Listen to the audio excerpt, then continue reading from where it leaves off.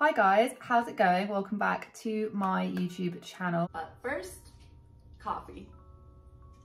So today, much to their fans' disdain, we're going to be talking about the Dougherty Dozen, but not necessarily about anything that they have been doing, or that I haven't really been keeping on top of it. I've actually been noticing that more and more people are discussing the Dougherty Dozen. You know, we have some channels that I've never even heard of starting to cover the bigger channels, you know, like YouTuber Headlines, Dad Challenge Podcast, of course Radiant Brick covers them as well. Seeing like a fair bunch of reactions from it, to be perfectly honest. I've seen some people who are saying that every critique they ever get is fully justified, whereas I've seen other people who are like, no, I think they're doing a fab job, fab, we love them, we want to support them. And I then got curious, and I then started to take a bit of reflection on my own content. I then started to question, well, why do I have these opinions? Why do I care? And I wrote down in my list of notes just anything that people may find grating or problematic about their content, and then a mixture of stuff that I sort of think as well, and stuff that I've covered. As our great love maker has once said, we all need to do a little bit of internal reflection. So I've gone away and I have done a bit of internal reflection. Discovering the Dougherty Dozen has made me then discover other channels that I really want to talk about as well, such as Not Enough Nelsons. I've got a video coming out about them quite soon. You know, these really large foster adopt families, and the main takeaway that I've gotten from quite a lot of their fans, because believe it or not, I do actually try and take some of it on board. Some of it I can't because it's just nasty, and then there's other parts where I do actually try and sit back, take a deep breath and go, And one of the main takeaways is, how come you don't want to focus on other foster adopt families? Why can't you open your eyes and see that it's happening elsewhere, that you're critiquing Alicia for something that other families do as well? And I will say, yeah, you're right. Unfortunately though, you have I'm not dismissing the fact that, yeah, maybe I could be discussing like other foster adopt families or other people that do similar things. And I don't like necessarily commenting, like seeing someone's content once and making a whole video about it, because I feel like I would get everything wrong.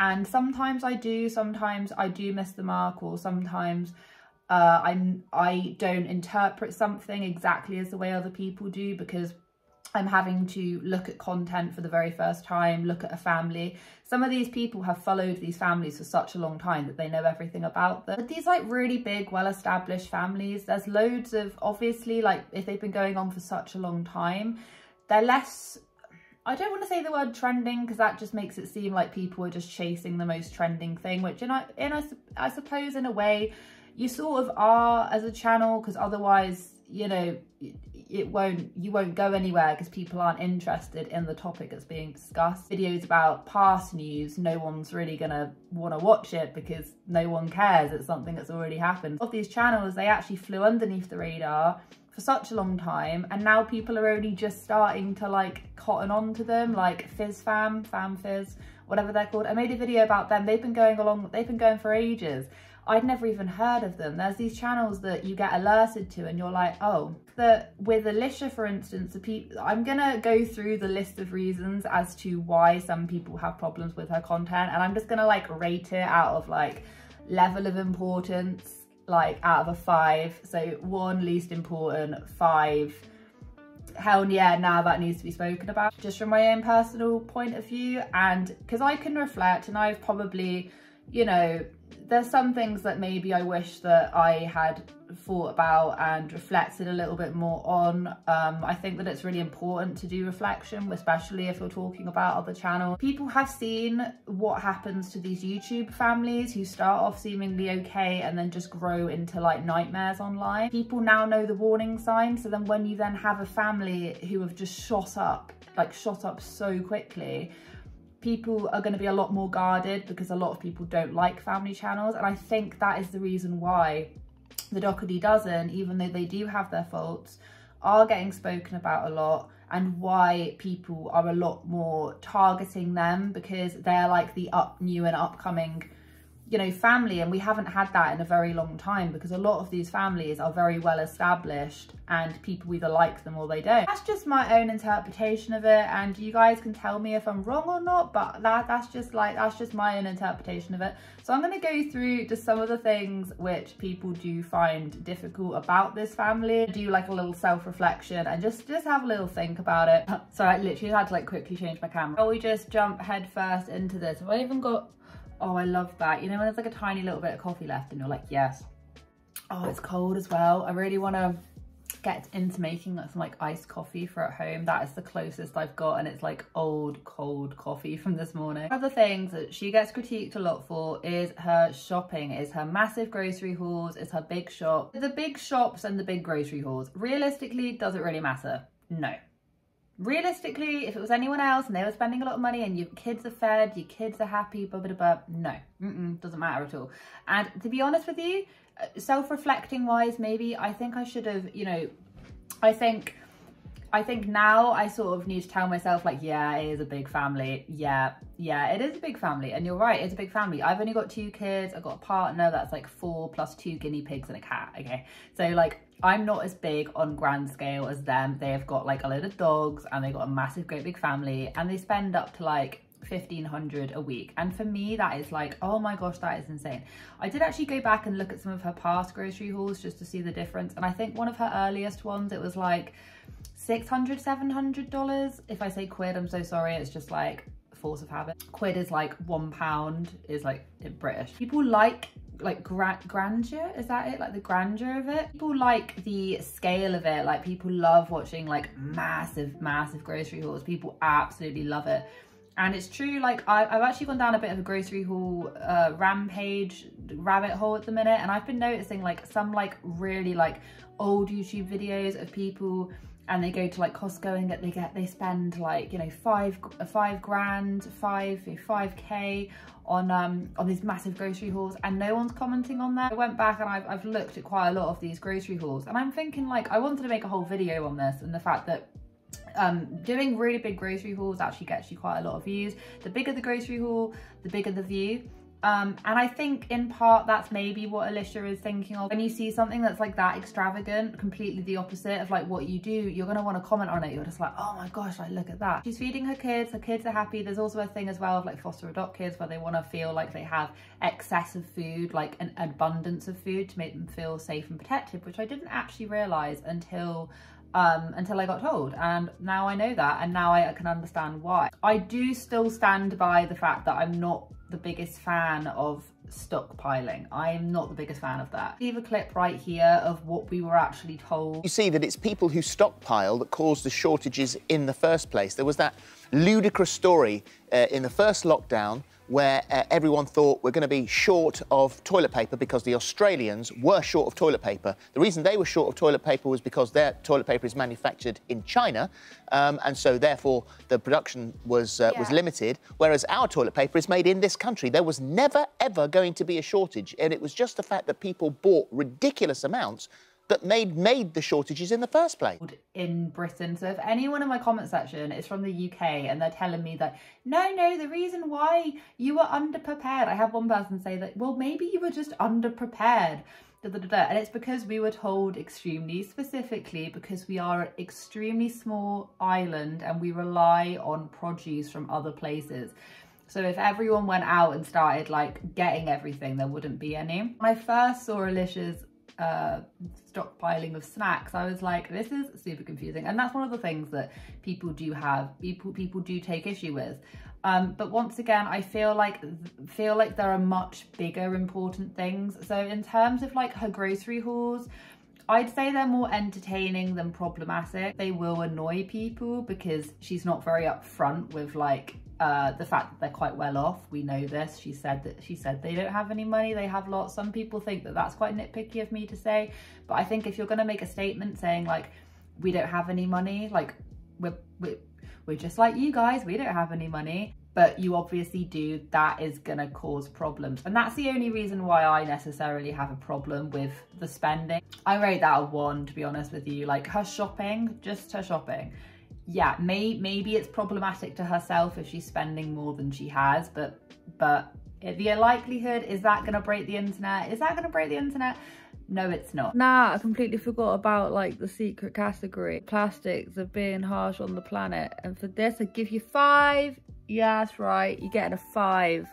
Get a 5. Do you want to know why? Because the planet is important. Have loads of refillable water bottles. Like we see her always buying them. So why do they need like plastic bottles? Even in like the beach home or wherever the hell they're going, they're still getting plastic water bottles. And it's like, I assume that the septic tank works there, no? Or is every single accommodation you're at just don't have septic tanks that work? It's not going to break the internet. I don't think so. I think some people might disagree with me on that, but I don't think it's going to break the internet. The thing that people do take an issue with is just the fact that she asks, some people interpret her as being quite greedy, and I say that only because of the whole wish list, pen pal, Venmo debacle debunkle. So it's impossible to say we're exploiting our children for money when we have no money. You know, the wish list has been taken down. The PayPal, Venmo of what I believe is still up, and she says that it goes to a foster care toy drive. I don't know. I've never seen anything about this foster toy bus thing. I don't know anything about it. Never even heard of it. I've never seen her mention it. So, you know, people do take an issue with that. And to be honest with you, that I would more so do. I don't think that she's like a greedy, nasty, horrible person. I've never said that. I would never call someone greedy or someone I think someone's actions make them, you know. So is she being like that?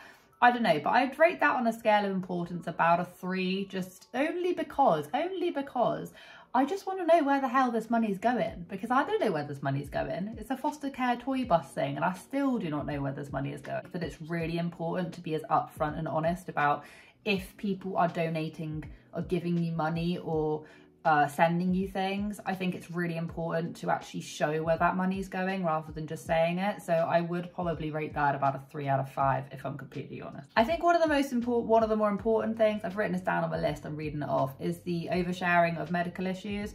Now I would rate this like a 5+. I think this is the main reason why, this was the reason why I started talking about her, and it's the reason why I want to continue talking about her for as long as she does it.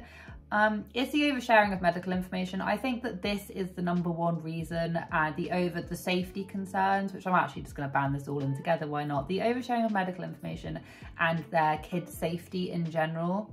They're not really related, but I'm going to make them related. Those are the 2 main reasons as to why they should be spoken about. Some other things can sort of fall by the wayside a little bit, and I think people lose touch of what is actually important, myself included. I've definitely lost my way a few times. They lose track of why they don't really like her that much, and I think the #1 thing should always be the safety concern. I saw a post on the Reddit of them, they literally have like the Dougherty dozen put on the back of their van or whatever, and they're like vacationing. Normally, under normal circumstances, it's not a problem. It reminds me of when Jonathan Jolie changed his reg number to friends. He used to call his followers his friends, and he used to make his kids call their followers their friends as well, which is just sending completely the wrong message. I think that in that respect, safety concerns and the medical information should literally be rated 5+. When like you first start not liking someone's content for like one reason, and it was an extremely well thought out reason, and then all of a sudden just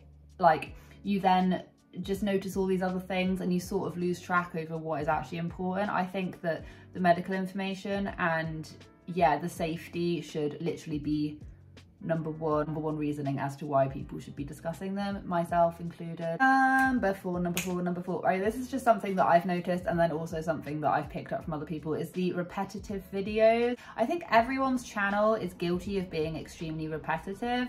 Back when I used to make different kind of content, my videos were extremely repetitive, which is part of the reason why I couldn't be bothered to do it anymore, is because I just burnt myself out from just filming the same things, thinking that it would go anywhere. And in Alicia's case, it has, like, filming the same kind of videos has helped her like succeed, and I think that's the reason why she does it, is because, you know, the morning routines, the snackety boards and the grocery hauls are like her top 3 things, and they do perform really well. They used to perform a lot better, and it's because people do get sick and tired of like watching the same thing over and over and over again. Does this really matter in the grand scheme of things? No, I reckon for like from an audience perspective, yeah, it definitely does matter. Maybe hire like an editor or something just to get like the aspect, like, so I don't know, just something. I think that like a revamp of her channel. I can't imagine like having to edit on top of looking after 12 kids, and that is one thing like you can't say she doesn't do. Like, she does. Take my hat off to her. I've said this all the time. Oh, it doesn't even fit my head. My head is so big. It's used to fit me. Really honestly have like seriously thought about this one. The use of the foster adopt system to gain traction to her channel. The thing is, who am I to talk? Like, I use other people's, in a way, yeah, I use other people's names in my title. That then brings in more viewers because they want to hear about an opinion from that person. So yeah, I use other people's names, I suppose you could say it. I talk about other people's content, I talk about other issues and all of this regarding people's content. So I can't really talk. Go through like her original shorts, and yeah, she is talking about the different issues and all of this kind of stuff. The problem then lies when she then just drags her kids into it. I think about literally just talking about the foster adopt system would be like an amazing part of your channel, but unfortunately she doesn't really talk about like the ins and outs of doing it. She'd much rather like talk about each individual child's needs and disadvantages and things, rather than talking about the foster adopt system as a whole. And I would be much more intrigued to learn about the whole process rather than individual children, which I think is why a lot of people do think that she is exploiting the foster adopt system to be able to garner sympathy and views and all of this. Like I say, just hear her just talk about the foster adopt system rather than each individual child's case, because I just don't think it's necessary. So if I were to, I'd probably about a 3, to be honest with you. It depends. Like, if she were to like just literally just be talking about the foster adopt system, then yeah, just like whatever, I'd rate it a 0, because it's a complete, like, as long as you don't bring your kids' stories into it, it doesn't matter. But it's the fact that she does, that's the problem. I'd much rather hear how she has had to cope and how she has had to like sort all of the stuff out on her end, rather than yeah, hearing about it from like her children's experiences. And I think that is where the problem lies. I don't even know like where to really rate that one, if I'm being completely honest with you. Yeah, and I think that's pretty much like everything from my list here. I'm just like, I can't really bother to broach them, because I think like the main topic of conversation, even from my own channel, I suppose, it gets lost sometimes in the stance as to why people have an issue with family channels in general, because I think a lot of it gets like completely drowned out, and myself included. You start focusing on things which, like, do they matter? Like, yeah, they're interesting and they are, like the shopping for instance is a bit like, oh, and yeah, could it set the kids up for thinking that they're owed all of this stuff all the time? Sure, but at the end of the day, it should really come back to just the medical information and the privacy and the safety concerns. So thank you so much for watching today's video. Have a wonderful day wherever you are in this world. Take care of each other, take care of yourselves, and I'll catch up with you guys in the next video.